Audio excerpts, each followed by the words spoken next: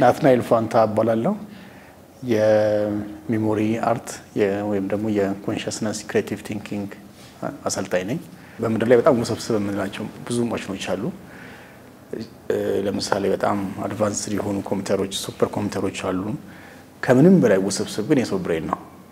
እንደ ሰው ብሬን ኮምፕሌክስ የለም እስካሁን ድረስ። ምንም ማሽን ስንገዛ ማኑዋል ይሰጠናል ወይም መመሪያ እንዴት መጠቀም እንዳለብን ይሰጠናል። ልክ እንደዛም ሁሉ ማይንዳችን ወይም አይምሮአችን በጣም ውስብስብ ነው፣ ግን ማኑዋል የለውም። እንዴት መጠቀም እንደምንችል ማኑዋል የለንም።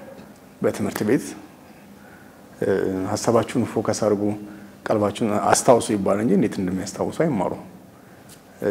አትሰልቹ ይባላል እንጂ እንዴት እንደማይሰለቹ አይማሩ። አርጉ ነው እንጂ ይባላል እንዴት የሚባለው ነገር የለም።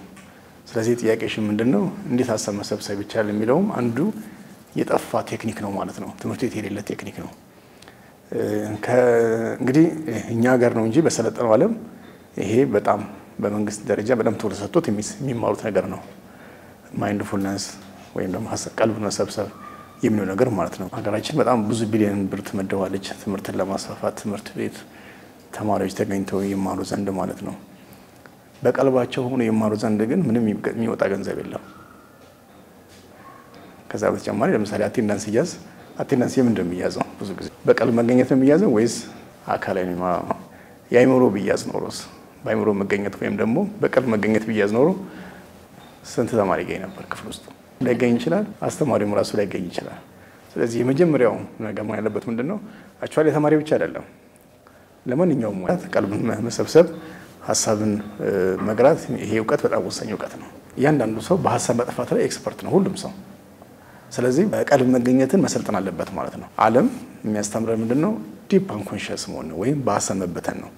ኢቭን ያወራሹ ያለ የለም። በአብዛኛው ብዙዎቹ ሐሳቦች ኮተት ናቸው። ከገባችን ጋራ ከዓለማችን ጋር ሄዱ በየቀኑ የምናስበው በየቀኑ እናስባቸዋለን። ኒርሊ 70 ሺህ ሐሳብ በቀን እናስባለን። ህልም ራሱ ኦቨርታይም ተውት ነው። ሶሻል ሚዲያው ደግሞ በከፍተኛ ሁኔታ ደግሞ እሱን ማሰብ ይጨምርብናል። በዚህ የተነሳ ሰዎች ከሚችሉም ጊዜ በላይ በሐሳብ በጣም የሚበታተኑበትና ፎከስ የሚቸገሩበት ነው። ተማሪዎች ቀልባቸውን ሰብስበው ማንበብ አይችሉም።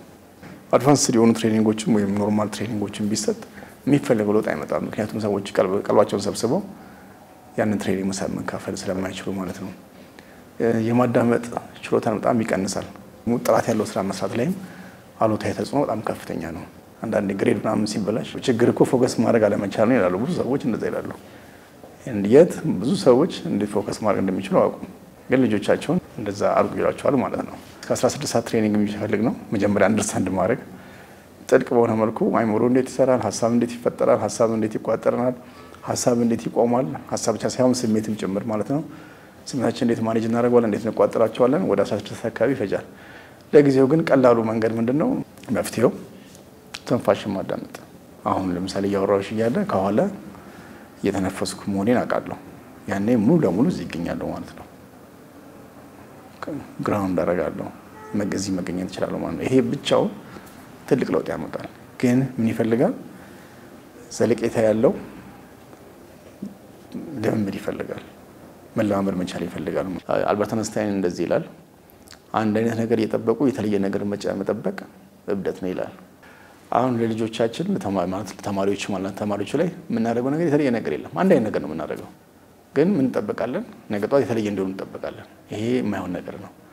ስለዚህ ቅድም እንዳልኩት አይምሮ ላይ ጥናት ተደርጎ ሁሉም ባለድርሻ አካላት ጥናት ተደርጎ ሳይንሳዊ በሆነ መልኩ የምንም አይነት አይዲዮሎጂ ተጽዕኖ የሌለው ግን ሳይንሳዊ በሆነ መልኩ ማይንድፉልነሱ ተጠንቶ ከኬጂ እስከ ዩኒቨርሲቲ ድረስ እስከ ፓርላማም ድረስ የሚያስፈልግ ነገር ነው።